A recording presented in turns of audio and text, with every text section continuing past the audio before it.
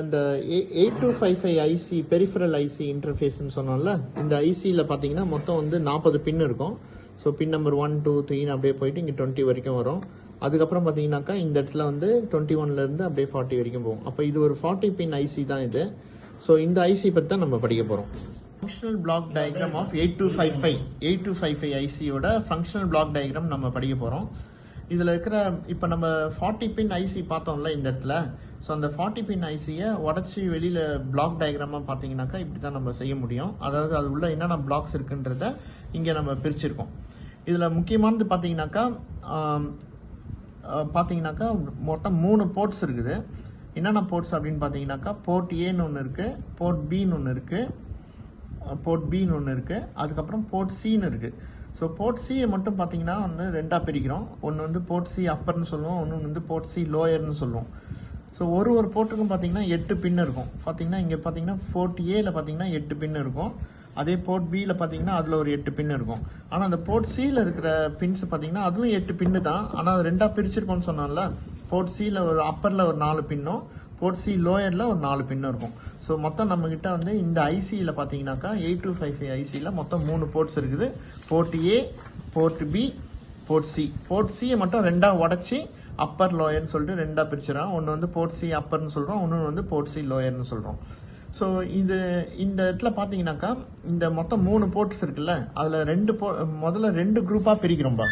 என்ன குரூப்பா அப்படின்னு பார்த்தீங்கன்னாக்கா குரூப் ஏ கண்ட்ரோல்னு பிரிக்கிறோம், குரூப் பி கண்ட்ரோல். அதாவது குரூப் ஏல பார்த்தீங்கன்னா போர்ட் ஏல இருக்கிற 8 பின்னும் போர்ட் சி அப்பரில் இருக்கிற 4 பின்னு மட்டும் நம்ம எது வழியாக கண்ட்ரோல் பண்ண போகிறோம்னா குரூப் ஏ கண்ட்ரோல் சர்க்கியூட் மூலிமா கண்ட்ரோல் பண்ண போகிறோம். அதுதான் இந்த ஏரோ மார்க் வரைஞ்சிருக்கிறோம்.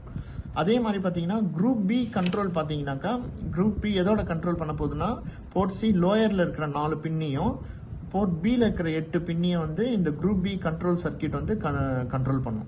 ஸோ இந்த இதில் பார்த்தீங்கன்னாக்கா எல்லாமே வந்து பார்த்தீங்கன்னா நடுவில் வந்து டேட்டா வந்து இந்த போர்ட்டுக்கு எல்லாமே வந்து இந்த டேட்டா பஸ் வழியாக தான் வந்து ட்ராவல் ஆகும். அதனால தான் இங்கே டேட்டா பஸ்ன்னு நம்ம போட்டிருக்கோம்.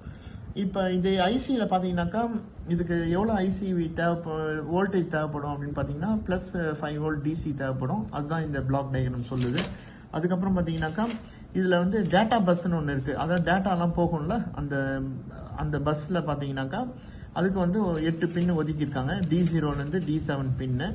அதில் பார்த்தீங்கன்னா டேட்டா வந்து பஃபர் ஆகும், ட்ராவல் ஆகும். அதோட பஸ்ஸோட லைன் தான் இங்கே வரைஞ்சிருக்கோம். அது 8 பிட் இன்டர்னல் டேட்டா பஸ்ஸாக இருக்கும். இது இல்லாமல் ஒரு ரீட் ரைட் லாஜிக் சர்க்கியூட்னு ஒரு சர்க்கியூட் இருக்குது. அந்த பின்ஸ்லாம் இருக்குது அதில் அந்த ஐசியில்.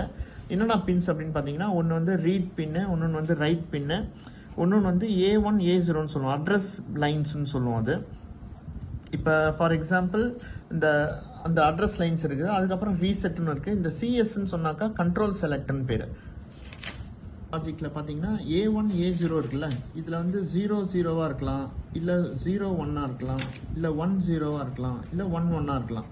அதுமாரி இந்த லைன்ஸில் என்ன சிக்னல் வருதோ அதை வச்சு நம்ம வந்து போர்ட்ஸ் வந்து செலக்ட் பண்ணலாம். எப்படின்னு பார்த்தீங்கன்னாக்கா இந்த இடத்துல பாருங்கள், A1 வந்து A1 A0 இந்த 2 லைனில் இருக்கிற சிக்னல் பல்ஸை வச்சு நம்ம போர்ட்டை வந்து செலக்ட் பண்ணலாம். எப்படி செலக்ட் பண்ணலாம்னாக்கா 0 0வாக இருந்தால் போர்ட் ஏ செலக்ட் ஆகிடும். இது 0 இது 1ஆக இருந்தால் எந்த போர்ட் செலக்ட் ஆகிடும்? போர்ட் பி வந்து செலக்ட் ஆகிடும். இது 1 இது 0வாக இருந்தால் போர்ட் சி செலக்ட் ஆகும். இது ரெண்டுமே 1ஆக இருந்தால் கண்ட்ரோல் வேர்ட் ரெஜிஸ்டர்னு ஒன்று இருக்குது. கண்ட்ரோல் வேர்ட் ரெஜிஸ்டர்னு ஒரு ரெஜிஸ்டர் இருக்குது. அந்த ரெஜிஸ்டர் என்ன டேட்டா சொல்லுதோ அந்த வேலையை நம்ம 8255 ஐசி வந்து ப்ரோக்ராமபிள் ஐசி வந்து அந்த வேலையை செய்யும். இந்த கண்ட்ரோல் வேர்ட் ரெஜிஸ்டர்ன்றதை நம்ம தனி டாப்பிக்கை அது அடுத்த வர டாப்பிக்கில் நம்ம படிக்கலாம். இந்த ரீட் அப்படின்னு ஒரு பின் இருக்குது. இந்த ரீட் பின்னா என்ன அர்த்தம்னா ஏற்கனவே வந்து டேட்டா வந்து ஸ்டோர் பண்ணியிருக்கிற டேட்டாவை ரீட் பண்ணுறதுக்கு இதில் என்ன பல்ஸ் போகுதோ அதை வச்சு நம்ம இதுக்கு சிக்னல் அனுப்பிச்சிங்கனாக்கா அந்த ரீட் பண்ண ஆரம்பிச்சிடும் டேட்டாவை. ரைட் பண்ணணும், இதே 8255 ஐசி மெமரியில் நம்ம ரைட் பண்ணணும்னு ஆசைப்பட்டாக்கா இது ரைட்டில் ஒரு சிக்னல் கொடுத்தீங்கன்னாக்கா அந்த லாஜிக் வந்து எனேபிள் ஆகி அந்த நம்ம என்ன நினைக்கிறோமோ அதில் வந்து நம்ம ப்ரோக்ராமை லோட் பண்ணிடலாம். அதுக்காக இருக்கிற அந்த சிக்னல் தான் வந்து ரைட் சிக்னல்னு சொல்லுவோம். இதுதான் வந்து ஃபங்க்ஷனல் பிளாக் டயக்ராம் சொல்லுவோம். இது ஒரு இம்பார்ட்டண்ட் 14 மார்க் கொஸ்டின் இது. இப்போ 8255 ஐசி கேட்டாங்கனாக்கா ஃபங்க்ஷனல் பிளாக் டயக்ராம் இல்லை பிளாக் டயக்ராம் இல்லை ஆர்கிடெக்சர் ஆஃப் 8255 அப்படின்னு கேட்டாங்கன்னா இந்த டயக்ராமை அழகாக வரையணும். இது வரையத்தும் ரொம்ப ஈஸி தான். இது பாருங்கள், port A, port B, port C upper, port C lower.